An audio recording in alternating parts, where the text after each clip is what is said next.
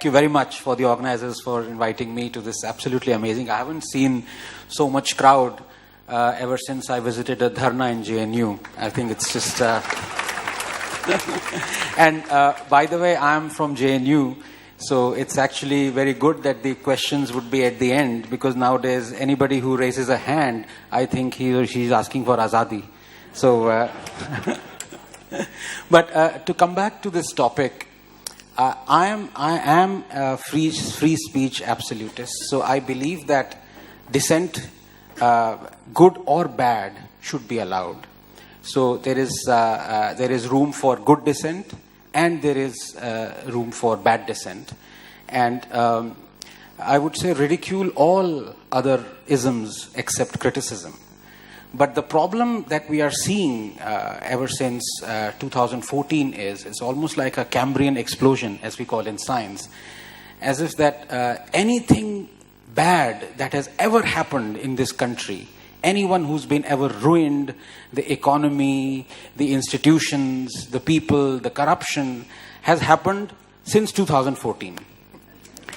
Before 2014, everything was absolute. It was like a Garden of Eden, people strolling out and onto a beach, and everything was absolutely nice. There were no riots, there was no lynching, India wasn't Lynchistan, there was no emergency, the judges were absolutely perfect, the institutions, RBI was working, the best central bank in the world, our cricket was in great shape, and our journalists were just brilliant journalists, and everything went wrong on 16th of May 2014 when Mr. Modi was elected. Now, the point is, you can have that view. In my book, of course, you can have that view. I mean, don't people still believe in stupid, loony views? Don't people still believe in communism? So, the point of the matter is, when you have seen over the last 80 years, all nations that were communists being destroyed by this ideology, and you still have millions of Indians still believe in communism and worship Mao and worship Lenin, what do you have to say about human nature and human tendency? Of course you would find such people. And the point is not to ban them, the point is to laugh at them and to expose them. So I am for good dissent as well as for bad dissent. The problem with bad dissent is that very quickly it can lead to scaremongering, and that is a problem. So you can actually have bad dissent as long as you are not scaremongering people, and the genesis of scaremongering is selectivity. And this is what we have seen since 2014. And I come back to this thing of explosion, Cambrian explosion. Everything bad has happened since 2014. And just to give you, and I would like to give a couple of examples. I still have 6 minutes left. She's really scared me, So, this thing about India being called a Lynchistan, and Dalits being lynched, Muslims being lynched, and this whole thing about emergencies here, growing and creeping, intolerance, everything is growing and creeping. It's like, you're on the seabed, writhing like an octopus, and everything is growing and creeping all around you. So let me give you a couple of examples, and I would love to have a show of hands here. It's a very attentive audience, which is very refreshing, coming from JNU, where half people are sleeping in the audience. Everyone knows about Akhlaq, right? The person who was lynched. How many of you know about Akhlaq? Could you raise your hands, please? Yeah, so that's about 90% of hands went up. How many of you know who was Savant Rathod? 5 hands. Who was Mukesh from Champaran? 2 hands. Who was Khitaram Bhil? 1 hand. Who was Junaid? 5 hands. Who was Farooq? 1 hand. These were people, Dalits and Muslims, who were lynched by Muslims. We don't know their names. They have been forgotten after pages of history books, but we know only Akhlaq. Pause and wonder why that is so. In the last 1 year, there have been more than 100 attacks, lynchings, attempted lynchings by Muslim mobs on Muslims, on Hindus, on Dalits. They just don't appear in the news. They just slip away. There have been more than 36 attacks by Muslim mobs on Dalits, lynchings, attempted lynchings. We don't hear of them. So this is where you can have bad dissent. You can say that, yes, lynchings are happening.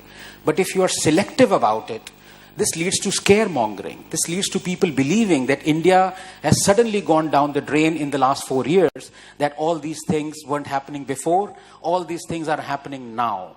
That is one problem. The other, roughly I have about 4 minutes left, which is about fine, which is about this freedom of expression. And again, I would love to have a show of hands. And when we think of freedom of expression and stifling of freedom of expression, banning things, we normally think of Indira Gandhi. So how many of you think that Indira Gandhi stifled freedom of expression? Show of hands, please. Of course, emergency, so everyone. How many of you think Nehru, the paragon of freedom of expression, stifled freedom of expression? Yeah, so this is but I would say still half the hands are still in their pockets. And the reason for that is this kind of propaganda that has been let loose on us through books, through paid, sold out editors, through people who are, for want of a better word, PDs of the dynasty. Sorry about that. And the reason for that is that this one comment that Nehru made to a cartoonist, very famous cartoonist called Shankar. Now, he was drawing the ire of a lot of political leaders for the cartooning that he was drawing of, cartoons he was drawing of them. Whereas Nehru said, "Don't spare me, Shankar." Now, this kind of phrase has been immortalized, that it is actually Nehru who stood up for, being lampooned by these people and who was always... So, let me now, I have 3 minutes left. Let me narrate the state of freedom of expression under Pandit Jawaharlal Nehru. First Amendment was brought in, reasonable restrictions, incitement, disruption of public order. Poet Majru Sultanpuri was jailed for 1 year for calling Nehru Hitler ka chela. First democratically elected communist government in Kerala was dismissed. Congress president said communist parties wouldn't be allowed to participate in general elections. Stanley Woopert's book 9 Hours to Rama was banned. The book Chandra Mohini was banned. Audrey Menon's The Ramayana was banned. Campbell's The Heart of India was banned. Koestler's The Lotus and the Robot was banned. Import of any newspaper that undermined friendly relations with foreign states was banned. Aziz Beg's Captive Kashmir was banned. Frischler's Aisha was banned. Bertrand Russell's Unarmed Victory was banned. Robson's 9 Hours to Rama was banned. Sardanvi's Marke Somnath was banned. Robert Taylor's The Dark Urge was banned. Selling Lady Chatelier's Lover was banned. The book What Has Religion Done for Mankind was banned. Ratmanath's Bhupat Singh was banned. Import of any obscene drawing or painting was banned. Mrinal Sen's film Neel Akshar Niche was banned. Menon's Rama Retold was banned. Tony Hagen's book Nepal was banned. The RSS organizer was censored. Its publishers prosecuted. Film Gokul Shankar was banned. Godse's Testimony was banned. Goswami's Runumi was banned. Historian Dharampal was jailed for criticizing Nehru post-Indochina war. Release of 1962 war film Bhool Na Jana was blocked. President Rajendra Prasad's speech was barred from distribution. Harmonium was banned from AIR. Draconian Press Objectionable Act was passed.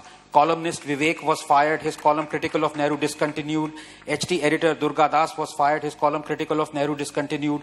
Congress leaders demanding Nehru's resignation were arrested and jailed.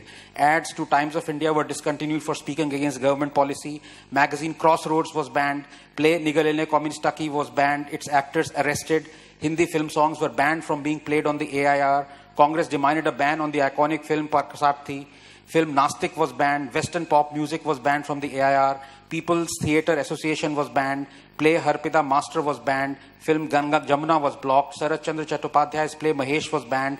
Tagore's play Gora was banned. Balraj Sani's play Jadoo Ki Kursi was banned. Tagore's play Besarjan was banned. Pradeep's film song was deleted. 2 songs from Fir Subah Hoge were banned. Editor Prahlad Keshav Atre was jailed for writing critical article. Film Jugnu was banned. Film Jharna was banned. Under Jawaharlal Nehru. And when I asked who was more responsible for stifling freedom of expression, Indira Gandhi or Nehru, most of the hands said Indira Gandhi.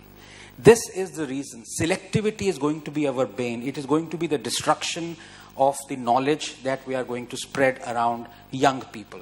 And that is why I will always have my praise for the younger generation and the social media. You are the real warriors. You are going to put all these people and all these politicians to shame.